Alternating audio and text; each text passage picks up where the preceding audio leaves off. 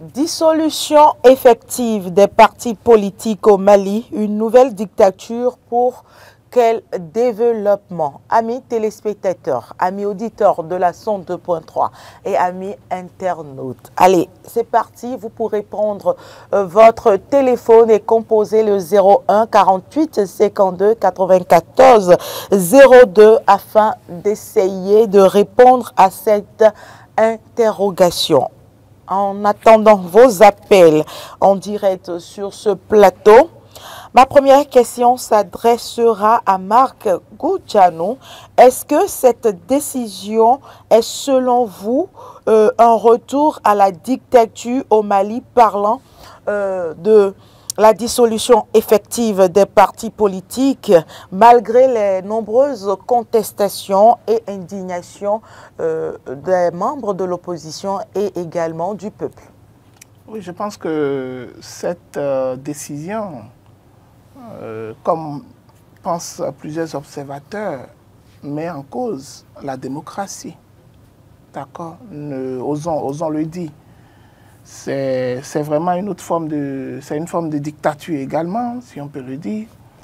Parce que, en jetant un coup d'œil sur le rôle fondamental des partis politiques dans l'animation de la vie politique et de la vie citoyenne, et demander à dissoudre, d'accord, tous les partis politiques, ça pose un problème de liberté d'opinion.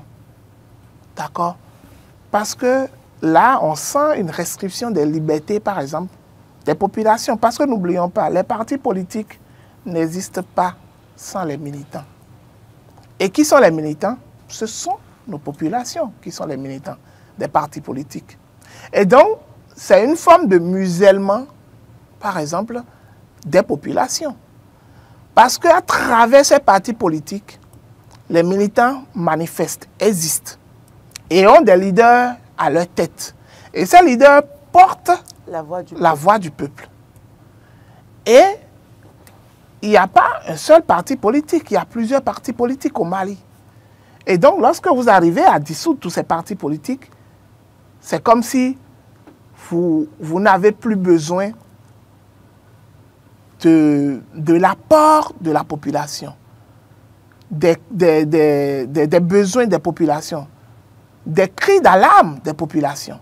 Parce que parfois, ils sont obligés de le faire par la voix de leurs leaders politiques qui sont au niveau des partis politiques. Et donc, c'est un vrai recul démocratique qui s'est accru encore au Mali à partir, par exemple, du coup d'État, d'accord, où un pouvoir militaire s'est installé sans pour autant faire une réforme pour pouvoir restaurer la démocratie tant attendue par les populations. C'est vrai que nous sommes dans un environnement où aujourd'hui, on se dit ou on se demande, est-ce qu'il faut une démocratie à l'occidental pour nos peuples africains?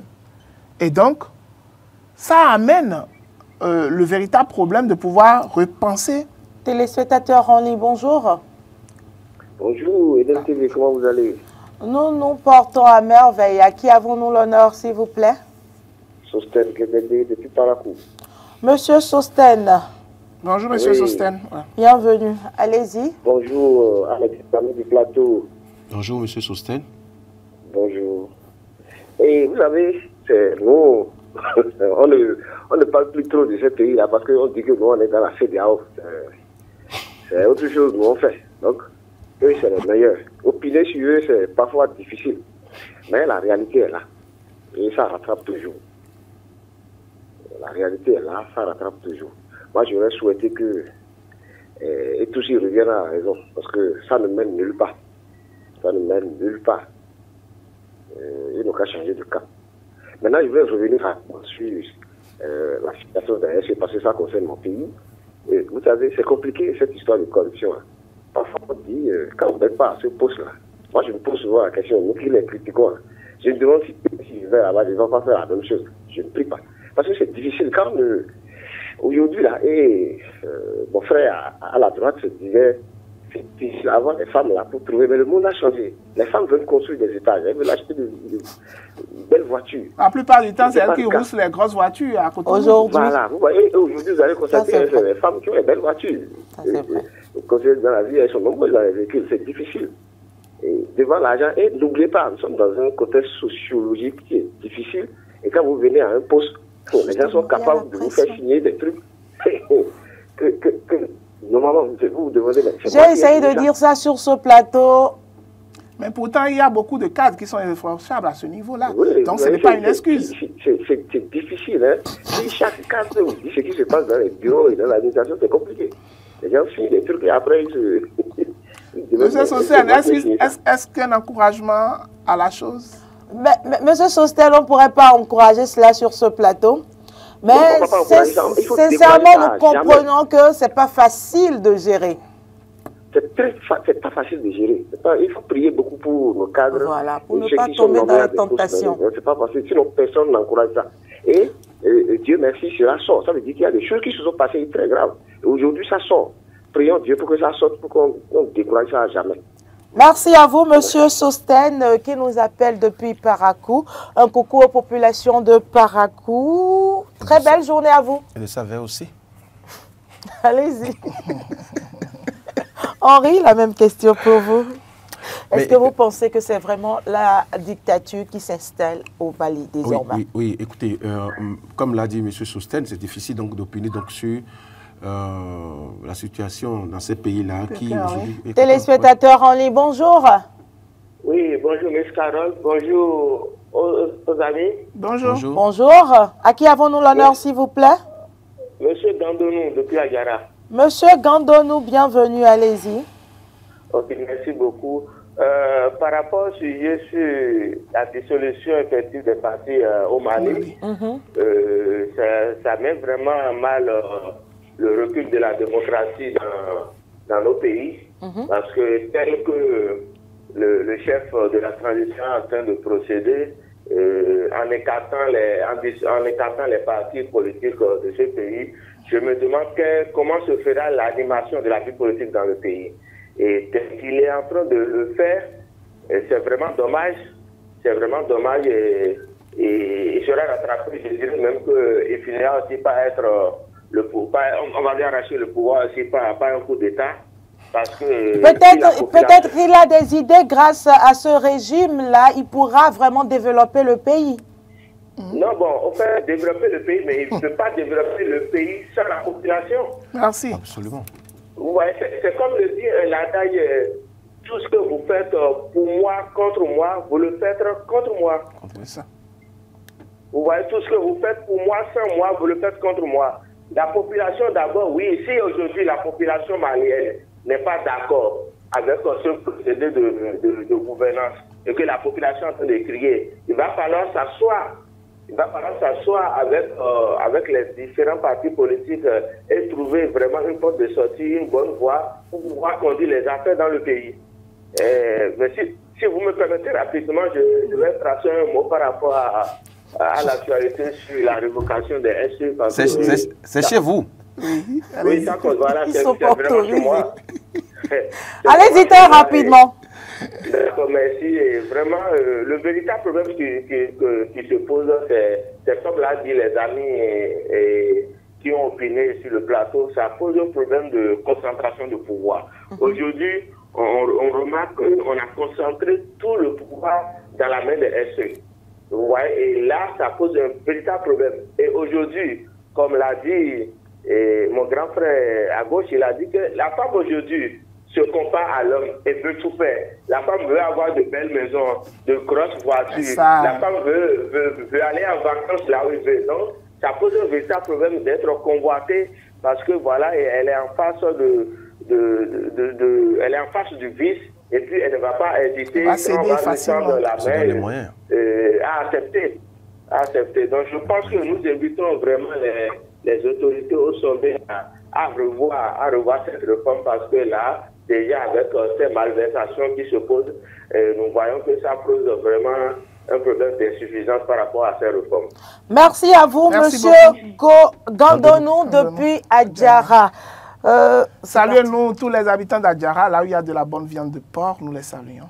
Bon, j'espère que M. Gandonou va nous inviter très prochainement. Allez-y. Bon, je disais que je vais rejoindre ce que M. Gandonou a dit, en disant que c'est en prenant cette mesure-là, on réduit l'espace de débat contradictoire. Et également, c'est déjà une manière pour la junte au pouvoir de montrer que nous ne voulons pas d'un régime à plusieurs partis politiques. Et donc, ce qui est là, c'est qu'on tend vers l'autoritarisme total, la dictature totale. Et donc, ce que les partis politiques... Téléspectateurs en ligne, bonjour. Bonjour, chers amis du matin. Bonjour. Bonjour, à qui avons-nous l'honneur, s'il vous plaît? Vous avez M. Sébastien Nyonroso à l'appareil depuis Cotonou, M. 5e arrondissement. Monsieur Sébastien, bienvenue, allez-y très rapidement. D'accord, je commence par ce nom d'abord pour parler de cette affaire des effets qui ont été démis hier de leurs fonctions. Oui. Vous voyez, cette affaire des effets, moi j'étais contre au départ.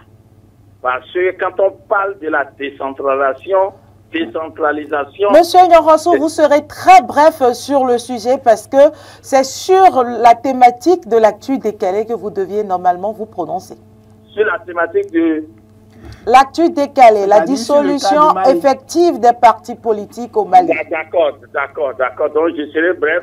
Donc il va falloir que le gouvernement revoie la copie sur cette affaire des MC parce que les choses me donnent raison. Et aujourd'hui, il y a du bruit entre les maires et les MC qui ne dit pas son nom. Il y a mes ententes entre eux souvent, mais personne n'a le courage de le dire.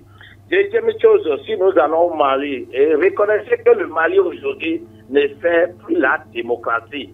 Le Mali n'est plus dans la démocratie. Donc tout ce qui se passe aujourd'hui dans ce pays, c'est la suite logique des coups d'État, parce qu'ils ont déjà rejeté la démocratie. Quand la démocratie n'est plus dans ce pays, et voilà, les dégâts vont commencer. Parce que ceux-là, maintenant, ils sont prêts à tout et ils ne veulent plus entendre une autre voix que la voix du pouvoir, la voix de ceux qui sont au pouvoir. Et vous hasardez dire quelque chose aujourd'hui, on va vous prendre. C'est ça, c'est pour cela, nous disons à nos dirigeants, en temps de tout faire pour travailler avec le peuple si vous êtes élu démocratiquement, pour ramener la paix, pour que la parole soit libre et faire des choses comme cela se doit pour ne pas amener ces gens de situation. Alors, monsieur Sébastien, arrière toujours nos pays. Ces gens de situation arrière toujours nos pays. Donc, nous ne voulons pas ces gens de situation dans nos pays. Donc, justement, monsieur Sébastien, oui. Qu'adviendra-t-il si le peuple malien se soulevait aujourd'hui? Oui, ce qui va venir, celui qui est là aujourd'hui est prêt à tout. Parce que lui aussi, il est sur la bête. Donc, le peuple va se lever, on va les tabasser, on va les ramener, on va les enfermer. Ça se fait déjà. Ça se fait déjà. Il y a les journalistes qui sont arrêtés là-bas, il y a les populations qui sont arrêtées, les manifestants un peu partout. C'est ça, c'est ça. Donc, le peuple n'a plus droit. Vous avez assisté chez nous le temps de la révolution. Vous savez ce qui se passe. C'est quelque chose du genre. C'est pour cela que nous supplions les gens à respecter les conditions. Parce que si quelqu'un s'installe, un coup d'État fait, si c'est pour arranger les choses, ça a duré trop, c'est 2 ans. Au plus de 2 ans, ça devient la dictature. Parce qu'on a vu les gens qui ont fait des coups pour corriger les choses. Mais celui qui est resté, qui a fait un coup, il reste 1 an.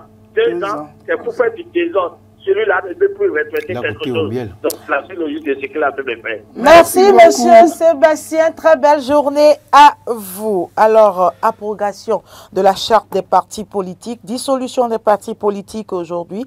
Est-ce des décisions qui augurent d'un réel développement, d'un réel changement au Mali? Moi, je voudrais quand même voir dans quel ordre d'esprit Assimi Goïta a décidé, par exemple, de faire cette dissolution.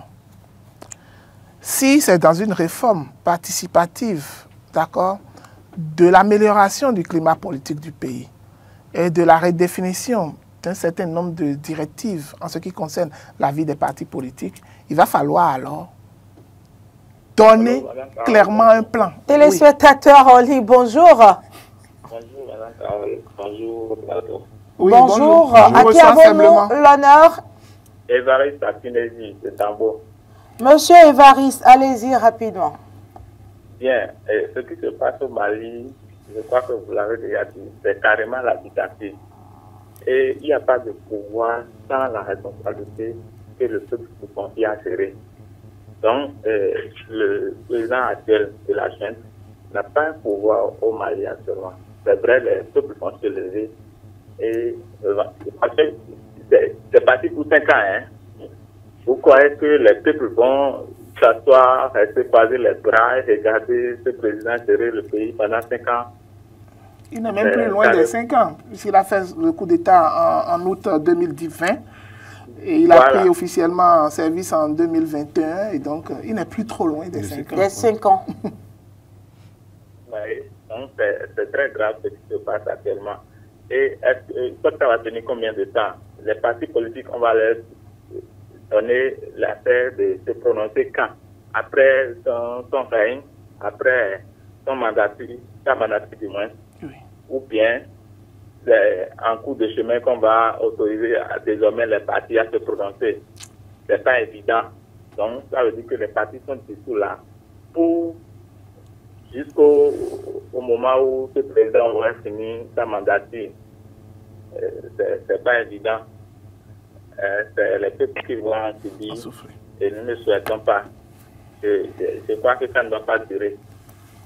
Merci, monsieur Évariste depuis Dogbo. Donc je disais, ça pose un réel problème. Lorsque vous regardez par exemple les 3 pays de l'AES qui ont tous pris le pouvoir par les armes, qui aujourd'hui, il y en a, c'est Assimi Goïta qui fait le plus grand mandat déjà, l'autre c'est 2 ans, quelques mois, d'accord. C'est le Niger qui a fait le moins de mandats déjà, à partir du coup d'État. Et donc, ce sont ces 3 qui forment l'AES et qui ont mis des idéaux devant. Mais mis à part les idéaux, en ce qui concerne la défense des intérêts du peuple, qu'est-ce qu'ils font? Et pourquoi même entre eux, est-ce qu'ils arrivent à se dénoncer? Non. Parce qu'ils sont presque dans la même dynamique. Et donc, ça pose un réel problème où, finalement, les populations vont se rendre compte que ce que ceux-là avaient dit en prenant le pouvoir, ce qu'ils avaient dénoncé, qu'ils n'arrivent pas à répondre à ces attentes-là vis-à-vis des populations. Et ce sont ces mêmes populations qui vont se retourner contre eux, malheureusement. C'est vrai qu'au Burkina, l'autre, il surfe sur la riposte à l'attaque terroriste, d'accord, avec une grande communication autour, au niveau des réseaux sociaux et au niveau de la télévision également. Des actions qui sont quand même menées pour le développement, l'industrialisation. Oui, mais le réel problème, ce n'est pas de garder le pouvoir sans chercher une alternative démocratique. Ce n'est pas ça. Et c'est ce qui est malheureusement grave dans tout ce que fait ces pays de l'AES.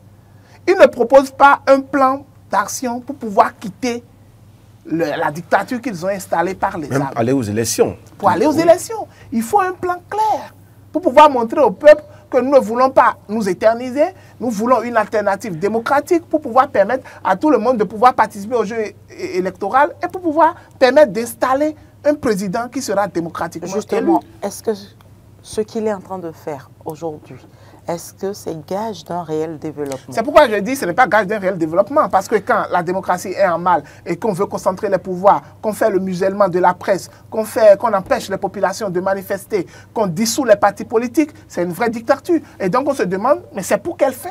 Il veut le faire à quelle fin? Je rejoins Marc, oui, je rejoins Marc. Je dis qu'en 2023, ils ont promulgué donc une constitution qui garantit, à son article 39, qui garantit l'existence des partis politiques. Voilà la même personne qui a promulgué la constitution et vient dissoudre les partis politiques. Donc ça veut dire qu'il y a un contraste qui est là et donc il n'y a aucune volonté démocratique qui est là, ben c'est la dictature pure. Et pour ça, moi je pense que le peuple du Mali a affaire à un dictateur et le développement dont vous parlez ne peut advenir que par la diversité des idées et la multiplicité donc, des partis politiques. Je préfère même qu'il aille au système partisan pour limiter le nombre de partis politiques, c'est mieux. Mais aller dissoudre totalement et supprimer les activités des partis politiques, ça prouve vraiment que le Mali est en train de tendre vers la dictature totale, et c'est dommage. C'est dommage pour le pays. Merci Henri Yambodé, merci Marc Goudjanou, et ce sera tout pour ce numéro de Matin d'Éden. Merci à tous les téléspectateurs de nous avoir suivis. Je n'oublie pas les auditeurs de la 102.3 et également les amis internautes. Très belle journée à chacun et à tous.